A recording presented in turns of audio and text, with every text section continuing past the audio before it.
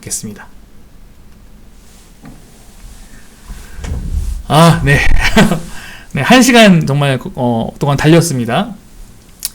오늘 다뤘던 내용 가운데 혹시 뭐 이해가 안 되시거나 아니면 뭐 제가 좀 더 깊이 있게 말씀드리거나 질문이 있거나 이런 것들이 있으면 이 시간을 잠깐 짧게 나누고 마치면 좋겠습니다.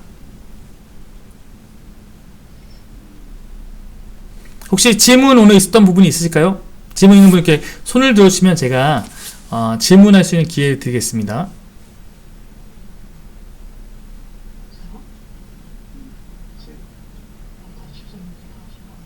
네, 정지현 선생님 말을 허훈이 선생님 먼저 말씀해 주십시오. 음소거 되어 있습니다. 허지선님. 허지선 음소거 되어 있으세요? 네, 음소거를 푸시고 말씀. 네. 목사님, 저는 긴 신앙생활 동안 아까 전에 예루살렘까지 복음이 이르르면 주님 오실 때가 다 다다른 거라고 지금까지 배워왔었거든요. 네네.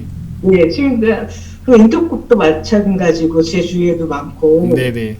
지금 목사님 말씀은 저한테는 좀 많이 당황스럽거든요, 실은. 네네. 하는데 이게 그 몇몇 분들의, 그러니까 기독교 뭐 장로교건, 침례교건, 뭐 성결교건 통합적인 이것에 대한 의견들이 대표적으로 나온 게 있는 건지, 각자 사람들에 대한 그냥 각자의 의견인 건지, 좀 그게 좀 다들 궁금하거든요. 네.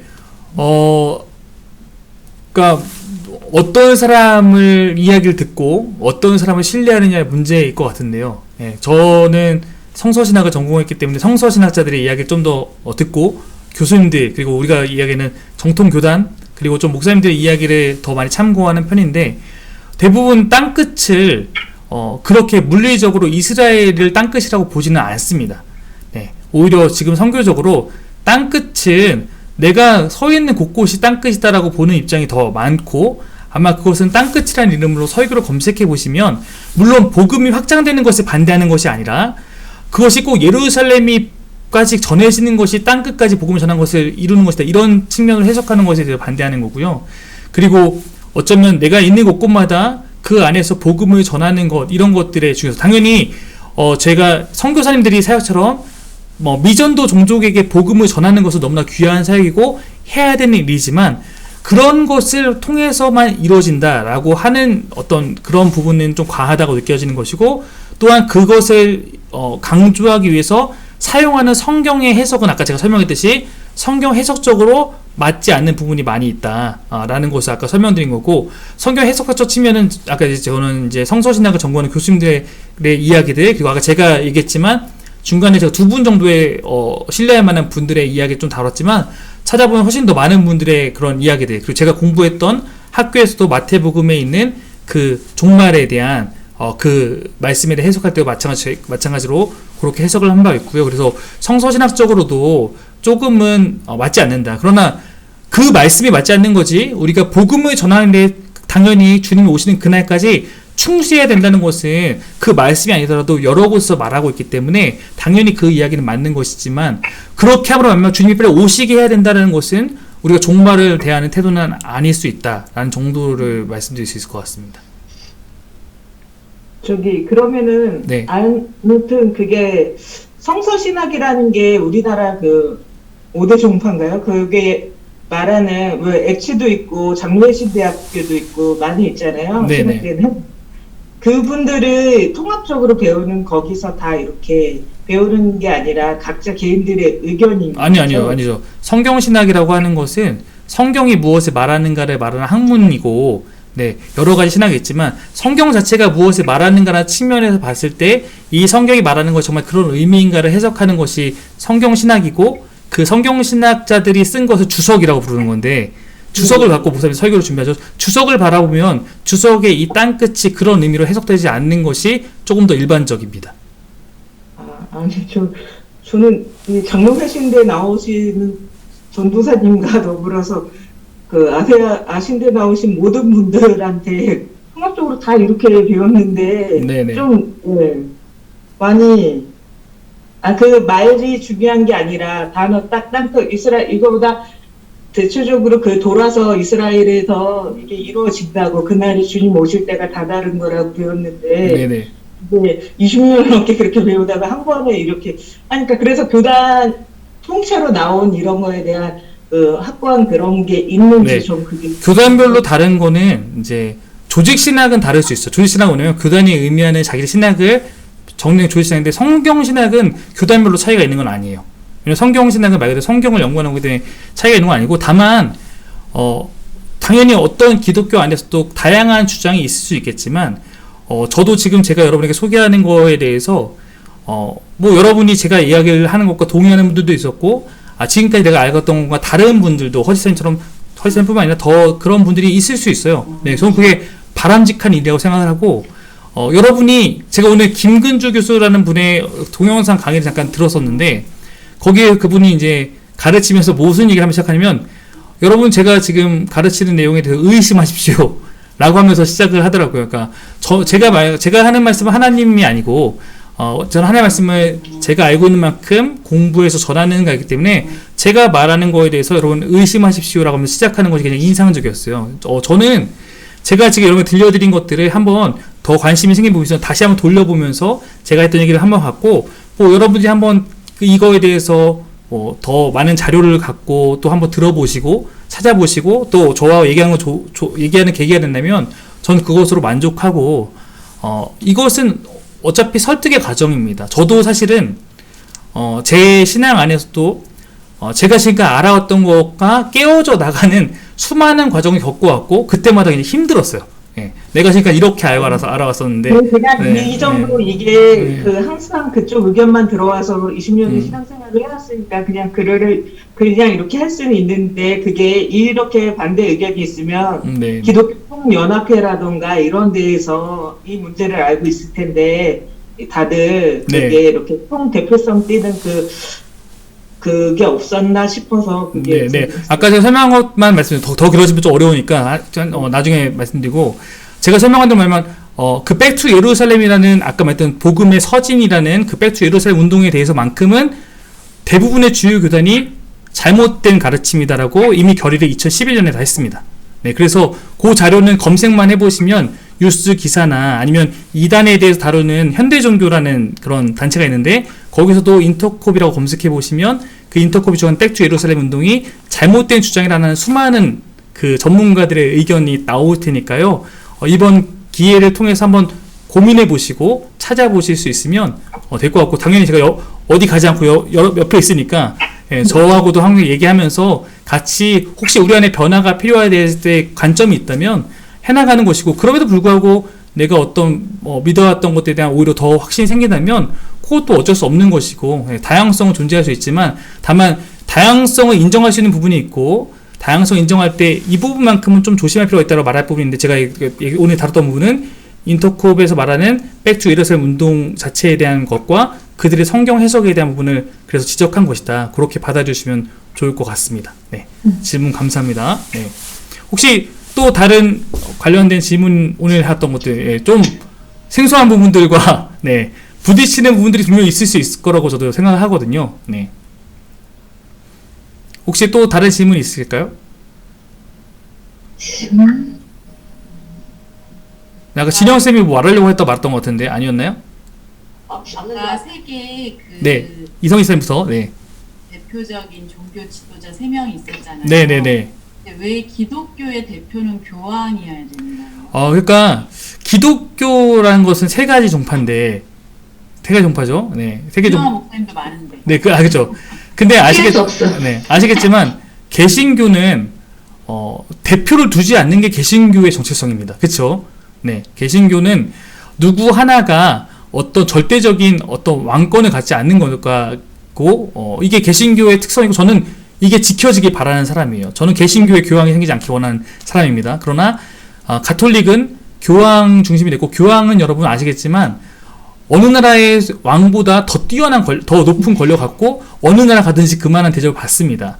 그렇기 때문에 교황이 움직인다는 거에 대한 영향력이 어떤 개신교의 어떤 유명한 목사님 한 분이 움직이는 것보다 훨씬 더 그 파급력을 갖는데 기독교는 어느 누가 움직인다고 해서 저 사람이 우리 대표성 갖고 있다고 하지 않고 예를 들어서 한국에서 가장 큰 교회 목사님이 어떤 얘기 했다고 해서 우리가 지지하지 않잖아요. 다 반대가 될 수 있지만 교황은 그렇지 않습니다. 예, 가톨릭은 그렇지 않기 때문에 교황의 말은 옛날 교황 무호소리라는 얘기가 이제 가톨릭에 있을 정도로 교황의 말은 무호하다. 예, 이렇게 얘기할 정도이기 때문에 교황이 움직이는 것이 기독교라는 단체를 대표하는 대표성을 세상 사람들이 주기에도 가장 수월한 거죠. 그러니까 교황과만 뜻이 맞는다면 이것이 기독교라는 단체 안에 대표성을 갖게 된 거고, 반대로 우리는 개신교는 이 일에 동참하지 않는 어떤 단체가 돼버리면 아까 얘기했듯이 세계적인 왕따가 될 상황이다. 예.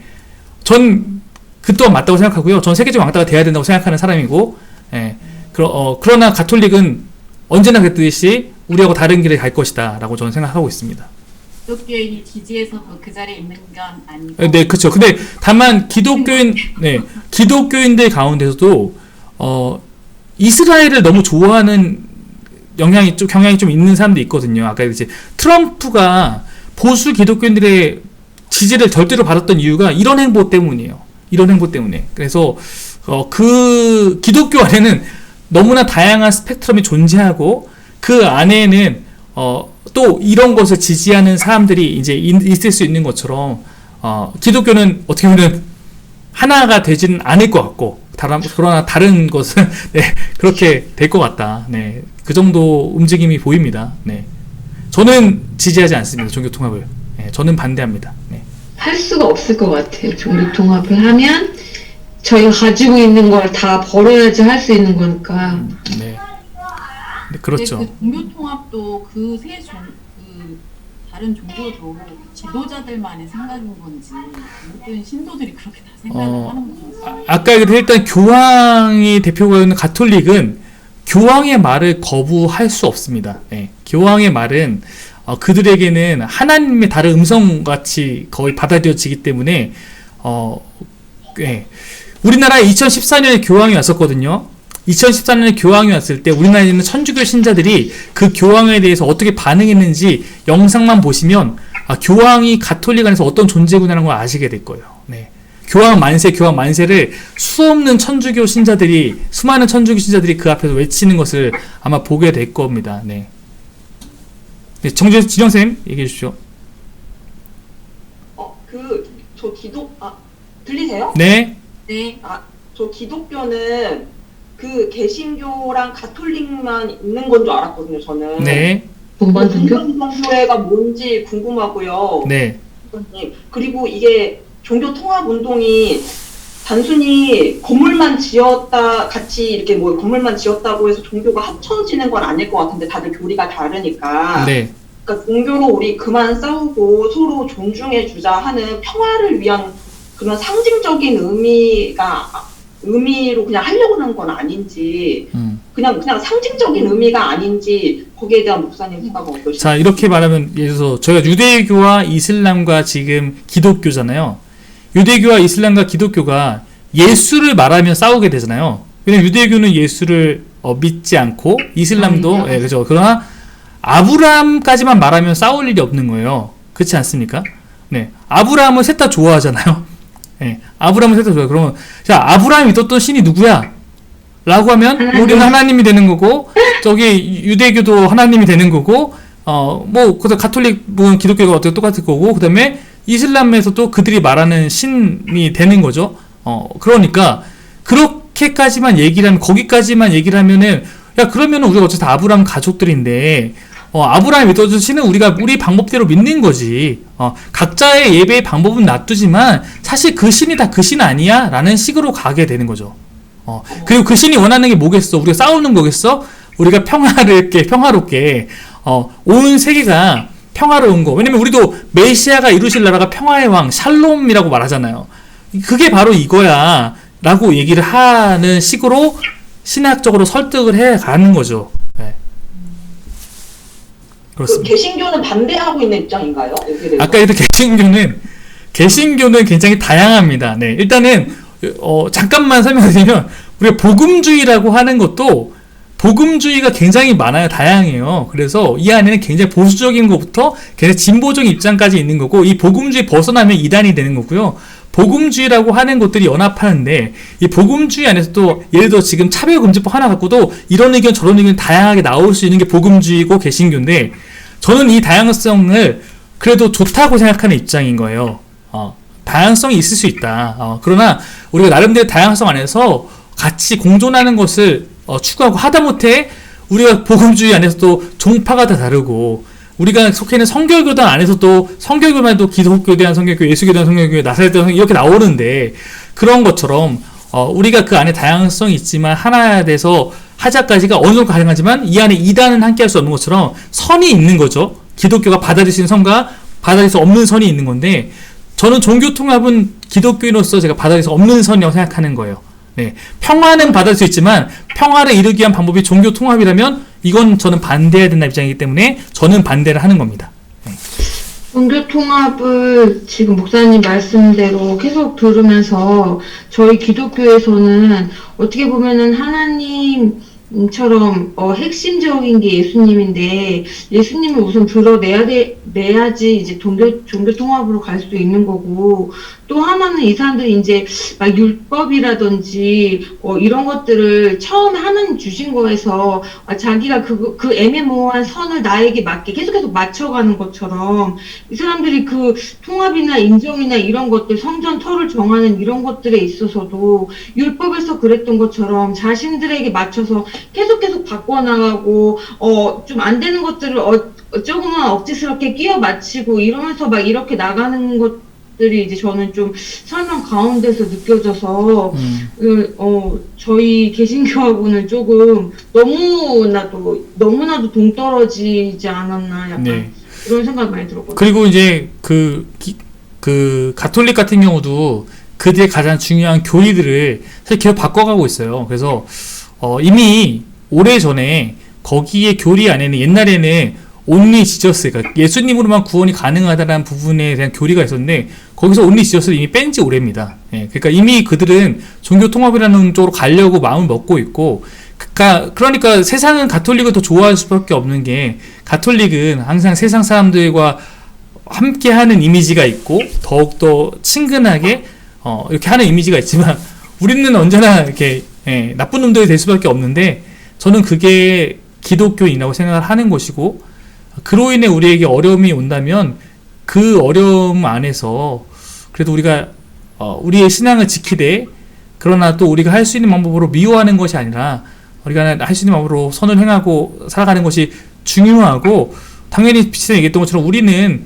기독교라는 것은 성경의 진리가 가장 중요하고 성경이 말하고자 하는 것을 늘 찾고 따르는 것이 저에게 제일 중요합니다. 아까 허지사님도 아까 물어봤지만 성경에 대한 해석들은 바뀌게 돼 있어요. 시간마다. 왜냐면 우리가 점점 더 신학이 발전한다는 것이 결국 그런 의미고 그래서 달라질 수 있지만 저도 아까 달라져 왔지만 달라짐의 기준은 다른 게 아니라 뭐가 더 성경적이냐를 따지는 거고 그것에 대해서 배워가는 것이기 때문에 저희 사김의 교회 모든 교인들이 계속 그러한 과정을 겪었으면 좋겠고 오늘 제가 얘기한 것들은 제가 여러분에게 설명하고 제 주장을 일부 섞어서 얘기하는 것이고 제 주장에 아직 동의하지 않아도 당연히 그럴 수 있고 여러분이 그 안에서 다만 이것을 통해서 궁금증을 갖고 내가 고민해보고 알아보자라는 마음이 들어서 배려할 사람들처럼 그런 마음이 아마 그런가 아닌가 해서 여러분이 더욱더 하나님의 말씀의 진리와 이 세상의 흐름에 대해서 알고자 하는 마음으로 나아갈 수 있다면 저는 그것으로 대만족입니다. 그리고 언제나 제가 하나님 허락하시는 안에서는 여러분 안에서 그래도 여러분이 갖고 있는 궁금증과 고민들을 같이 들어드리면서 도와드리기 위해서 있기 위해 존재하는 사람이니까 함께 우리가 오늘 생긴 궁금증을 갖고 계속 말씀을 함께 연구해가면서 하나님의 진리 안으로 나아갔으면 좋겠고 이제 이것이 현실이 되고 있다. 그러면 여러분 대부분 아마 좀 놀라셨을 거예요. 정말 이런 일이 일어나고 있다니 할 수 있을 텐데 그러나 그걸 깨닫게 할 수 있는 시간이 되었다면 오늘이 시작이다. 오늘 시작이었다. 이렇게 생각하시면 될 것 같고요. 앞으로도 기회가 있으면 또 이런 이슈를 같이 다루면 좋을 것 같습니다. 더 가면은 지치는 분도 있을 수 있으니까요. 여기서 끊고 그 다음에 혹시 더 이사에 궁금한 점은 저에게 개인적으로 문의해 주시면 그렇게 같이 풀어가도록 그렇게 하겠고 얼굴 대면해서 또 마주하고 함께 또 이야기 나눌 수 있도록 그렇게 하겠습니다. 네, 여기까지 하고 우리 기도하고 오늘 모임을 마치도록 하겠습니다. 기도하겠습니다. 하나님 우리가 세상의 흐름과 세상을 분별하는 그런 지혜들이 우리 안에 있어야 된다고 하셨는데 정말 이 시대를 보면 그런 것 같습니다. 하나님, 자꾸 세상은 어쩌면 기독교인들이 더욱더 세상 가운데 왕따 당하고 세상 가운데서 그들의 관점으로는 편협해 보일 수밖에 없는 그러한 길로 가고 있습니다.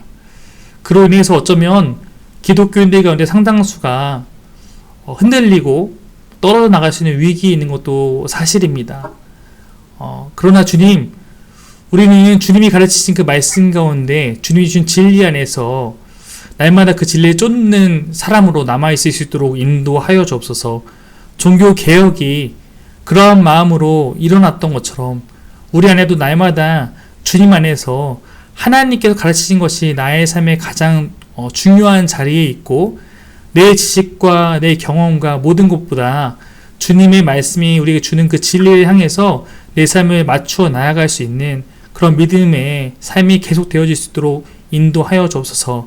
우리 사기명의 교회가 함께 공동체로 하나님께 묶어주셨사오니 이 안에서 서로가 서로를 돕고 함께 붙잡아 주면서 함께 이 어려운 시대에도 믿음의 공동체로 나아갈 수 있도록 인도하여 주옵소서.